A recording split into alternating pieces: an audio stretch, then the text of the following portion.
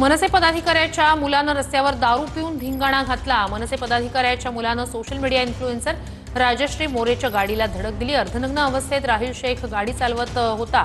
राहिल जावेद शेखनं पोलिसांसमोरच राजश्री मोरेला शिवीगाळ केली, तसंच पोलिसांना सुद्धा दमदाटी केली। राहिल शेख हा मनसे नेते जावेद शेख यांचा मुलगा।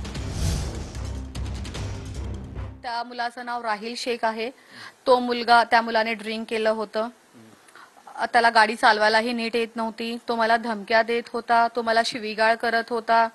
मला सरळ अगोदर हे बोलायचं होतं की मी दारू पिलेलो आहे, चला माझ्याकडून चूक झालेली आहे, ते सोडून तो मला शिव्या द्यायला लागला। त्याच्यानंतर तो बोलतो की तुला माहिती आहे का माझा बाप कोण आहे?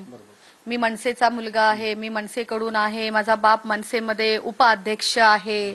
तुला माहिती आहे काय? तुला मी चांगलंच बघून मी तुला बघून घेईन, भेटू ना आपण, बघूया ना, मी तुला बघतो ना, तू पण इथंच आहेस, मी पण इथंच आहे, अशा मला धमकी